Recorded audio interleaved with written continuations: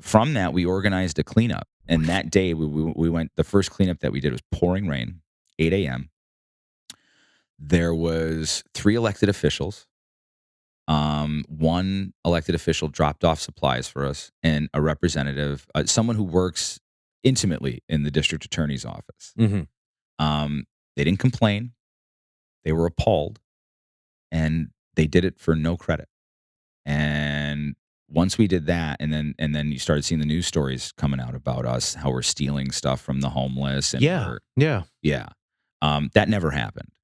And when that never happened, and people start saying stuff like that, it's who's sourcing those stories? I mean, the only reason that's a why great question, Kevin. Yeah, that's a great question. There's a concern in part of Lackawanna County about the increase in homeless encampments in Scranton. Some say the people living in the camps are bothering kids who go to school in the area. Some Scranton school board members say there are reports that students participating in school activities have had negative interactions with the homeless. I feared that something would happen, so I returned on Tuesday because something did happen to one of our students. They were basically harassed by an individual down there. Beginning now to get closer to our schools and stuff, so now that's why we're all more fearful than we were.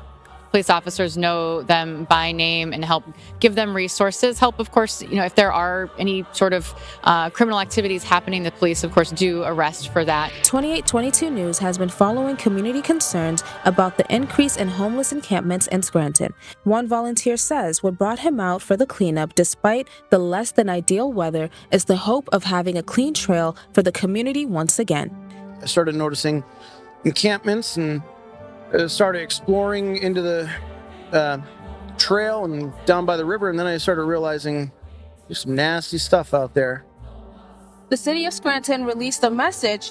The city was made aware of a citizen organized cleanup that occurred today. Separate from today's cleanup, the city has worked with private property owners to clean up trash accumulated in similar sites over the last 4 months.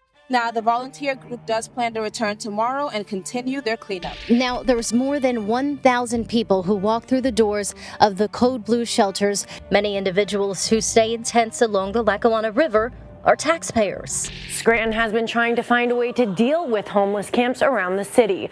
Those who call those camps home are not happy with what has been done so far. The city hoping these signs put up recently will act as a strong deterrent to anyone who wants to put up a tent. And the advocates I spoke with say that these homeless camps being destroyed is a major problem for the homeless community, as many of the people who lived in those camps have had their important personal documents lost, like their birth certificates and social security cards. The city of Scranton says, quote, "The city has been made aware of some citizen-organized cleanup efforts that have occurred at various sites recently. These are not city-supported efforts. The city has undertaken its own cleanup efforts in coordination with private property owners to clean up dumping accumulated over the winter. Before removal, these areas are reviewed by both the Scranton Police Department and the Department of Public Works to make sure that the items are garbage and not personal possessions." Homeless individuals in Scranton tell me they would just like a space or a place where they can safely stay and call their own.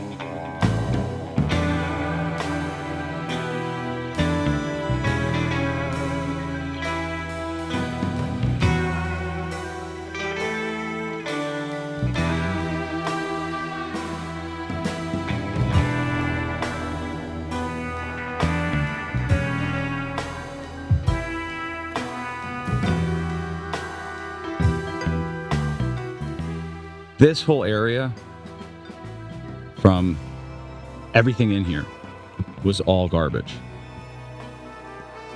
This is what the city came in and cleaned up? Yeah. But I mean, as far as the eye can see,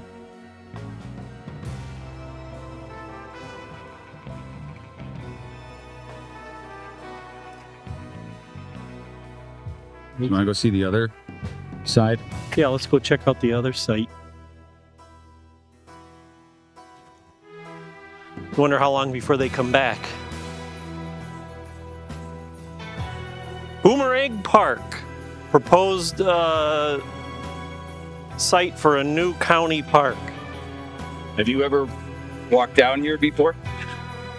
We came down and looked at this park a couple of years ago when we decided that we might look into make it into a county park. That was the time I was here, and I didn't know of any homeless encampments or anything down here at that point. Oh, I see the tents now. So yeah, we walked down through here. None of that was here. None of it.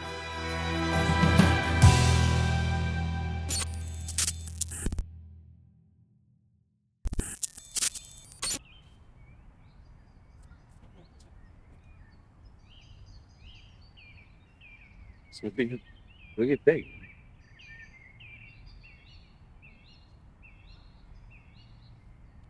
It's disgusting. So the new residents of our Boomerang Park are already here.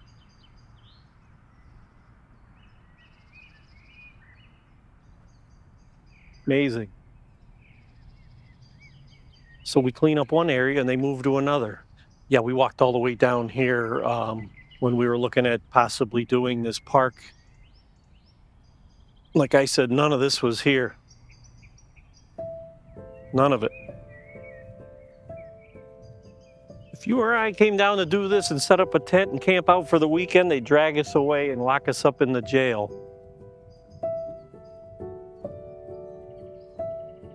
It's the problem. We have the St. Francis, we have Keystone Mission, but there's a fine line.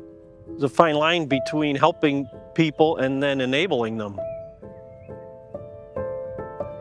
So I don't know what this is. So does this surprise you? Well, it doesn't surprise me because I know what's going on all throughout the city. But what surprises me is how quickly they can turn a vacant property into an encampment. I can't believe how quick they do it. And then it becomes a shit house in a matter of days. Garbage. Unbelievable. With that fine line of trying to help these people and trying to, take care of the homeless. At the same time, you're starting to enable them, and then they come out of the woodwork. And then you have the illegals coming over, taking over everything. This is crazy. Is that something we should worry about, the illegal immigration problem in this county? Absolutely. They're everywhere. They're all throughout the country, but they're here. And at this point, there's no stopping them. Leaving the borders open like they have is insanity. Our country's been being invaded for years now. Unbelievable.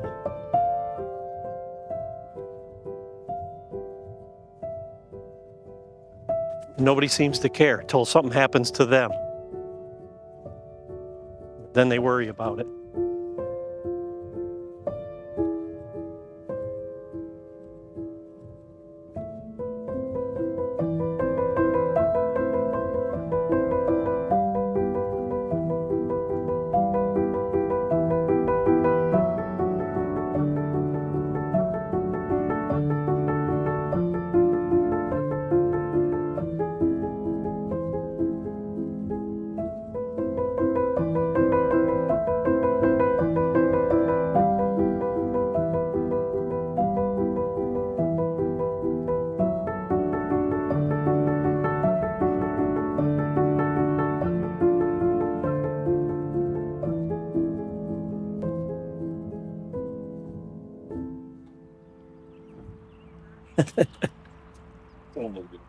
Okay, I'm in the shot.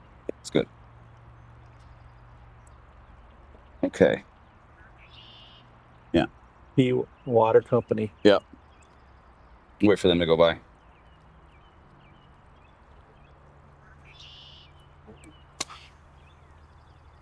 So, like, you've been a commissioner for 5 years. Yep. Has this ever gotten brought up? Never. And until you started talking about it, until we started talking about it, I didn't realize it was this drastic. Like this, I had no idea the mess and the encampments and the amount of just acreage of trash and garbage. I had no idea. What is the county responsible for? Is the city responsible for something? Is no one responsible? Well, I mean, this is going to take everybody. So, we're on city property here now. We don't have jurisdiction over municipalities and cities. We don't. I mean, at this magnitude, I don't know how you help them. And as a county commissioner, we can't do it ourselves. It's going to take everyone. Just to allow them to be here and set up and destroy areas shouldn't be. With St. Francis doing the great work that they do, trying to help these people and get them, at least get them fed. And then you have Keystone Mission and then other groups that are around. But it comes down to, where is the line where you start to enable them?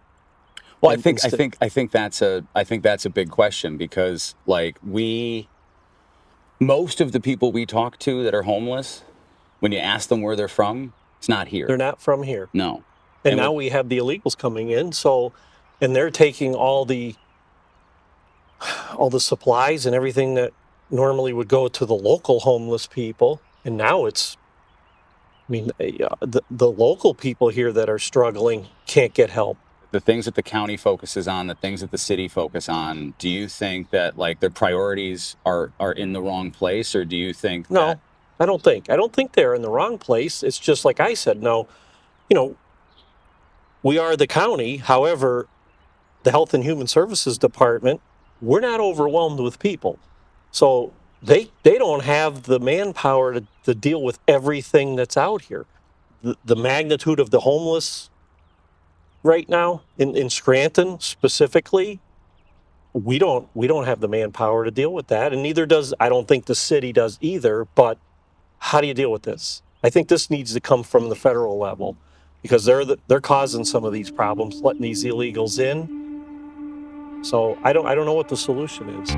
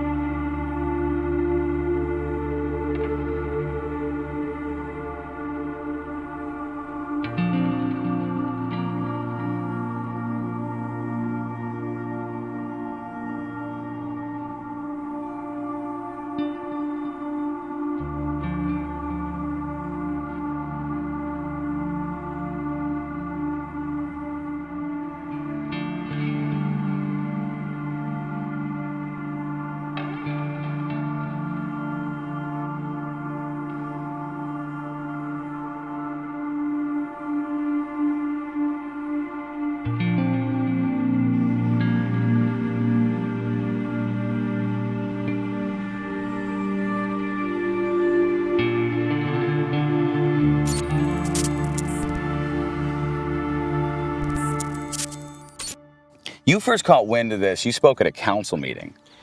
Yes. First I sent a letter to the mayor's office. Yeah. Didn't really get an answer. We lost the dog. Didn't really get an answer right away. We're putting you down.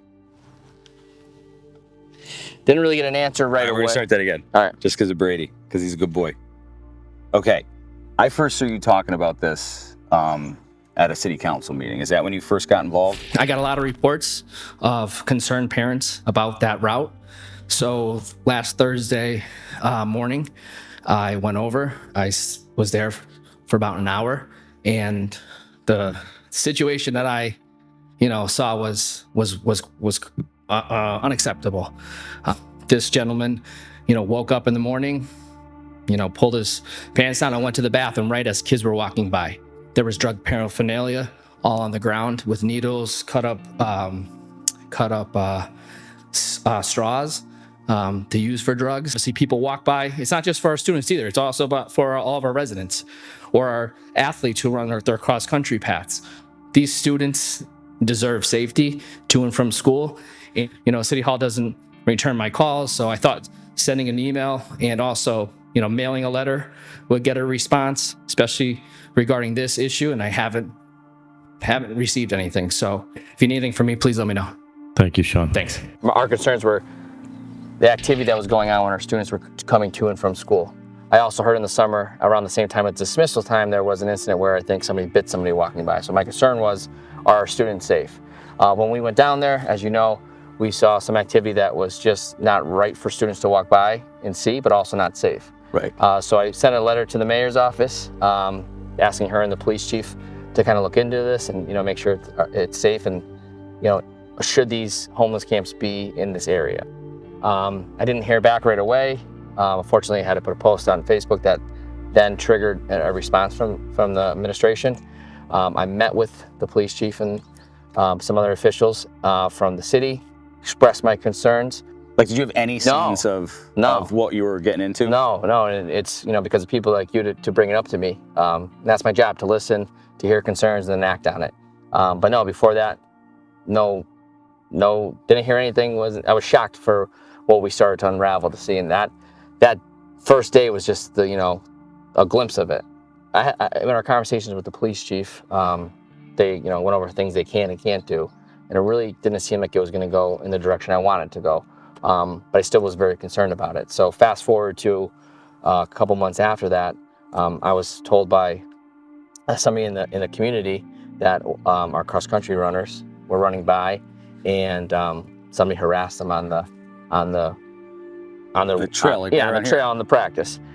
The Scranton High School's right there. Correct. All right. So we are kind of like at the fork in the road between the parallel to the expressway and heading over to the pavilion on Olive Street, which is where Geisinger is right now. Correct.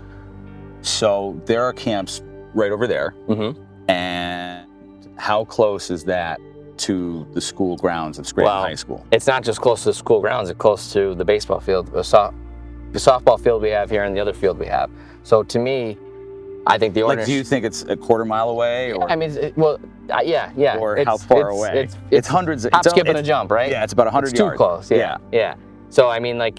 So from the baseball field right over there, it's probably less than 100 yards. I mean, when we were here, especially when in the fall and the winter, when the trees aren't, green and everything, and the leaves aren't on, you could see, like, right where the camps are, right to this Scranton High. On the priority list for the homeless situation in Scranton, where do you think it should be for everyone involved? Top 20, top 10, top 5? Top 5. So you feel strongly enough about it that it should be top 5? Yeah, so nobody's duplicating work, so everybody could brainstorm their ideas and work together. We all have to play our little part in something big here. And we can't do that if we're not all talking. Again, if it's put our politics aside, put our egos aside, and brainstorm ideas. We might agree on some things, we might disagree on some things, or we might come up with new things together, but that's the only way it's going to happen if everybody gets in the room. Everybody plays their part.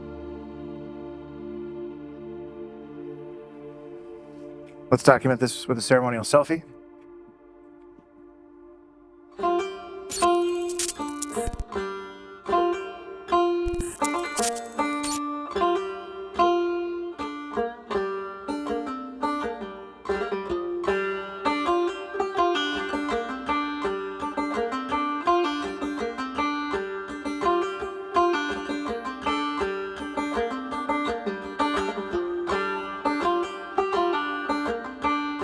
I was appointed in 2019. I was on for about 9 months. Now, did you in that time, did you have any problems with the trail and the proximity to the school, or homelessness, or crime, or any of that? Nothing like that came across our desk. Nothing that serious. It's been a more recent occurrence. When did you start noticing it seemed to be growing? I would say maybe 2 years ago, somebody came to my door and asked me what the number one issue facing Scranton was. I said, I think it's homelessness. And the reason was I had started to hear about kids from Scranton High School in particular having very unpleasant encounters with people in the homeless encampments along the river. And the gentleman said, nobody's ever said that. But he said, in the work that I do, I see it exploding. That's one of those silent problems. It's one of the ones you're never going to know is one until it's way too bad. Right. Because these are the people on the fringes of society. They're not the people you see every day. But if the problem grows large enough, you are going to start to see it. And I think that's where Scranton is right now. Is there a concern? And I don't want to have you put words in the mouth of other school directors. I think a lot of school directors think there's an issue, but they're afraid to say it publicly. So a couple of us have at meetings addressed it, and we've absolutely addressed it behind the scenes. Our problem is we only control our own boundaries, which are just schools. We have attempted on multiple occasions to interface with the city to let them know about these issues, and the problem has kind of just grown. If they don't have transitional housing or services that help them, they're just going to end up right where they began. And that's where the city comes in. Because you can get 15, 20 citizens, and they can do some temporary good, but you need structural institutional change to have long-term good. So when they say that there's homeless children in the Scranton School District, does that mean children on the streets, or does that mean children without like a physical address? It's a combination. Okay. And we often don't know which is which. So homeless could mean that you're living in Wilkes-Barre with a cousin, but you could be kicked out at any point. So we have to go to Wilkes-Barre and get that kid and bring them to Scranton. Or it could mean that you're living in a camp along the river and you just get up and you head to school. It could mean either or.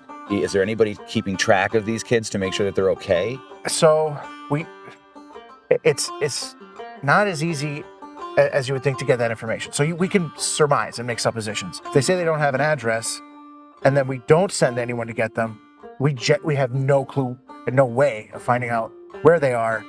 And we can ask, because there's no centralized, like, dedicated force for addressing this, we are just one, like, spoke in the wheel.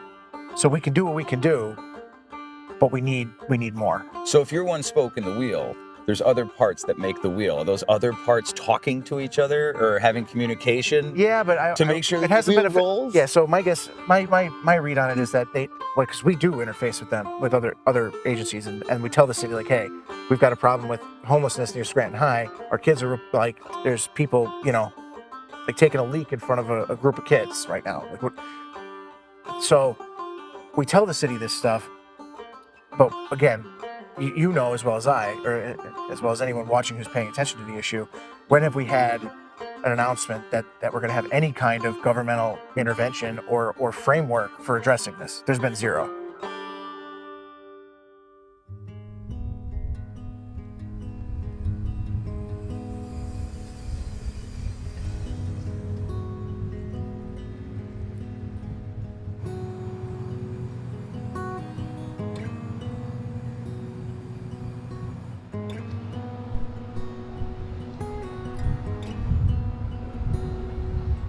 Actually, you know what would be awesome? If you guys could go past and walk that mom. If you could.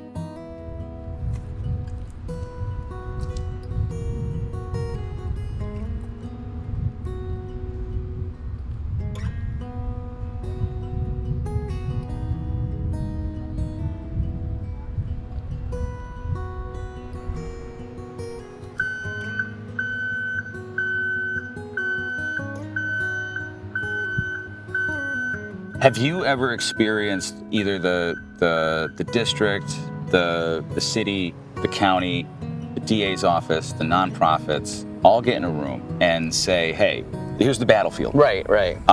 Here's what's working, here's what's not working. We are open to the conversation of, like, how can we do better? Has that ever happened? Have you ever gotten the letters saying, hey, we should all get together? No, and two things. One, we were told that there is a homeless committee. Task force. Everything's a task force. Everybody who goes to the meetings and asks about it, they can't tell you who's on it. The administration won't give council an answer who's on it when they meet. So I'm not sure if it's something they're trying to put together and just saying there is one, but no. And I think a lot of times too is the district gets left out of things because we have obviously students who suffer or who experience homelessness, and we have to help and aid.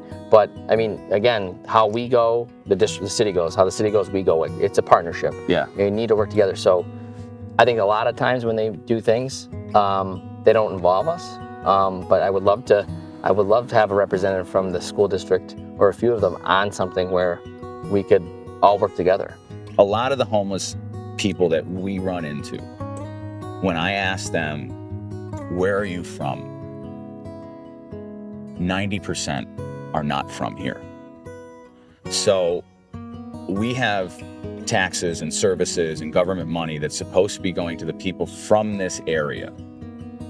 And it seems like people from outside of the area are gobbling up those resources. And when we ask them, why are you here?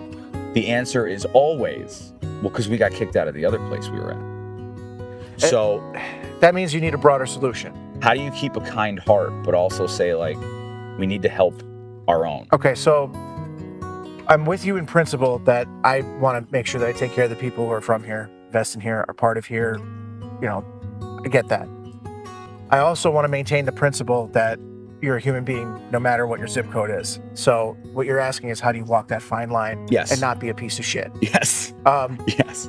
That's why a second ago I said it means that there's got to be a broader solution. So all that Scranton can do is deal with what Scranton's dealing with.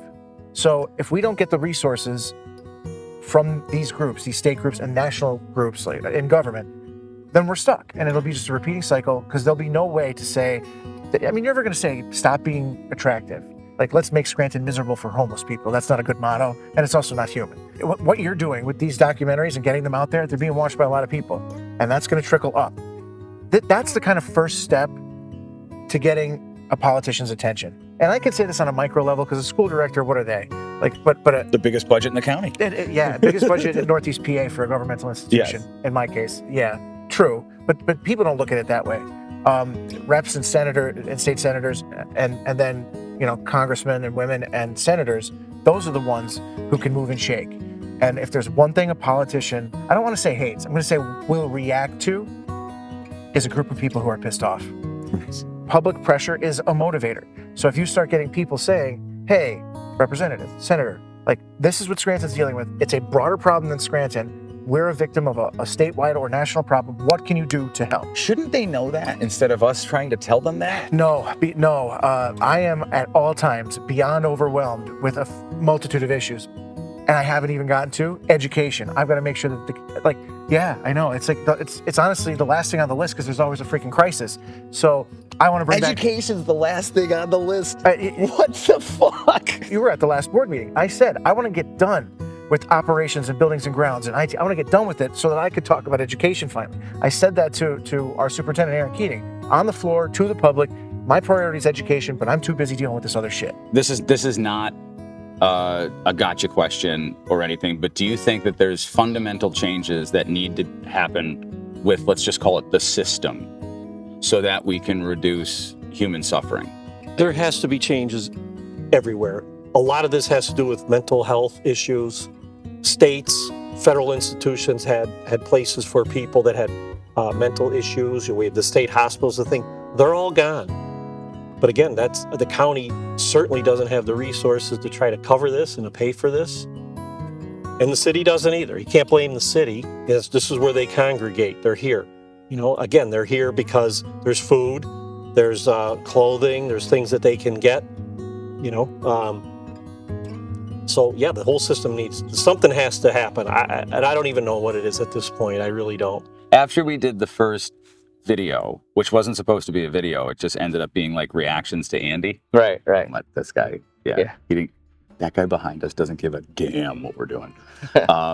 Moving forward, what do you think some of the proactive things that can be done amongst everyone here, including the homeless population? Well, the proactive thing is for us to continue to speak and voice our concerns.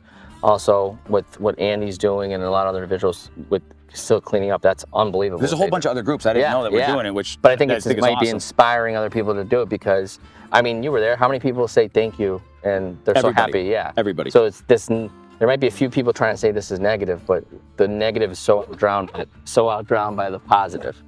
How you doing? I'm the operations chair, which means safety and buildings and grounds is under me.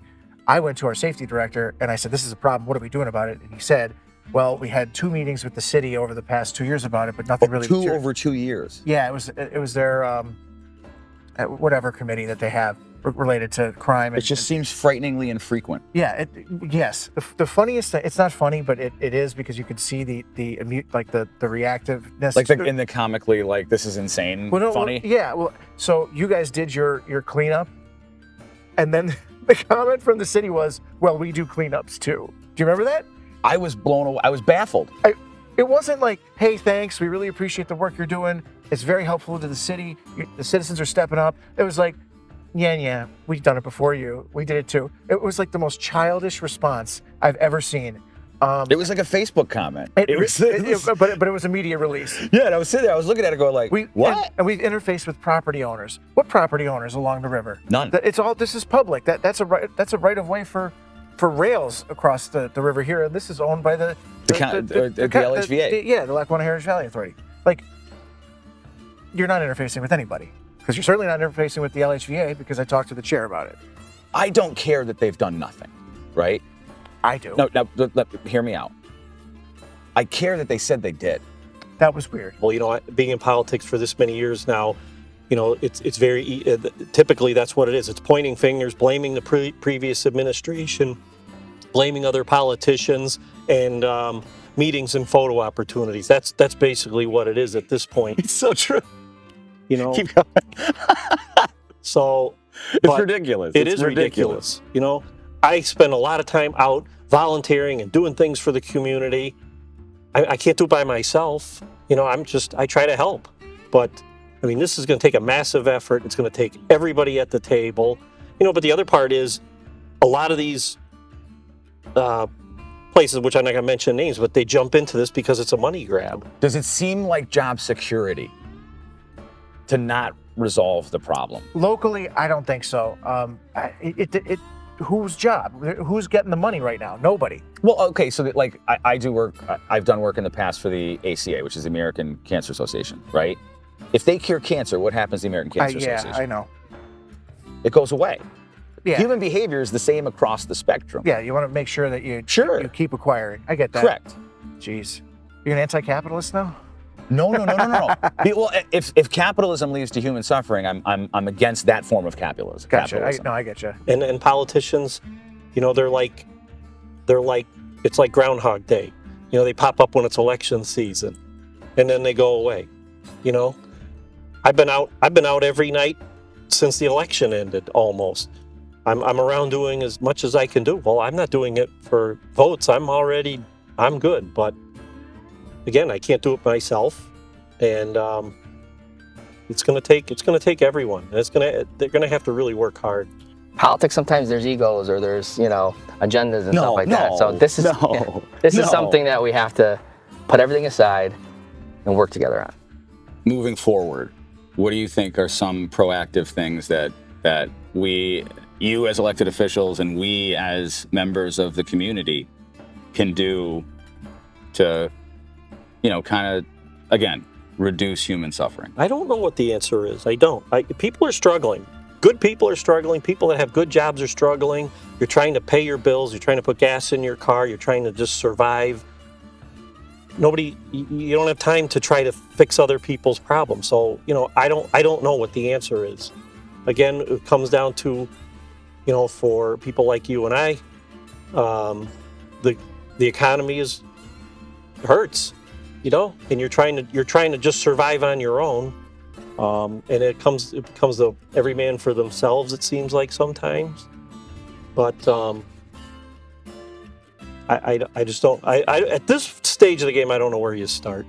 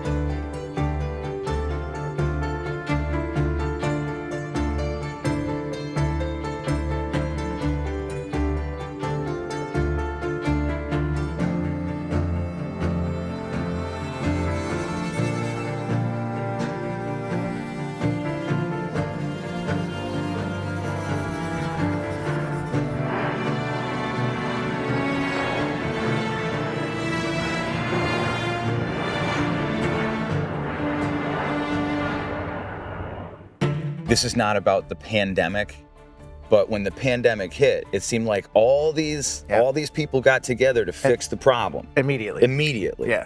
So is it an issue of like will or desire? So this is where I'll get back to leadership. Just like, and maybe I'm going to be sounding like esoteric here, but human psychology, you need a leader who says, you need to do this, you need to do this, and you need to do this. And we don't have that. A logical anywhere or just like in certain branches of government? It would probably have to be either the city or county, but I would say probably the city, because we have the police force that's going to be part of the solution. Right. What is the definition of a finish line so that at least we know where we want to end up? The journey is something up for debate because not everyone's going to agree on it. You're never going to end homelessness, but the end result, I think the practical one would be that anybody who can be engaged and helped gets engaged and gets helped. That's the end result. So if there's 100 homeless people along this river right now, that those 100 people, if they have the opportunity to interface with whatever the solution is, that they get that opportunity. But like I said, you need to have, their physical health needs to be checked, their mental health needs to be checked, they need counseling, and then you can make an evaluation that says, okay, let's get this person on SSDI, let's get them into a home. Let's get this person the mental health services that they need, let's get them into an apartment, because once they're given, a prescription, they're going to be able to hold down a job. But we don't have any of that. It's too piecemeal. It's too all over the place, and there's no centralization or coordination of all of parties, which is what needs to happen. You need a foreman. Yeah, a leader. You're the best, brother. My man, thanks for having me. I asked all the homeless if they ever met an elected official down here, and they all said no. No, I'm sure they haven't. So do you think you're the first one to come down here, maybe? Probably the first one you have on your camera. That's definitely true. You are the first one on camera. And again, I want to see it for myself. We talk about it. You come down, you witness it, you see it. Until somebody else sees it, until you see it with your own eyes, it's really just, it's not a priority. And, and like I said, we're in downtown, we're in the city of Scranton. The county has no authority over the city.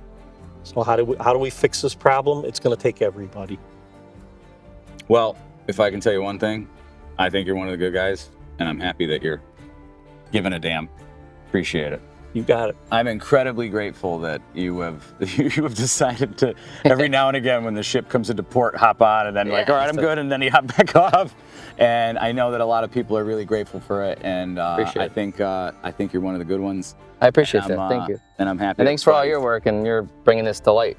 I'm being bored. a voice. I'm bored. But it's definitely helping. You can see it just walking by the trail. You do see the improvement. And people are getting help. I think it's really a cry and shame but I guess it's appropriate. Like, we got to be the ones to tell the story. Because no one else really seems to be telling it properly. Yeah. So once we complete this, I'm sure there'll be something else we could flat earth. figure out. I'm kidding. Thanks again.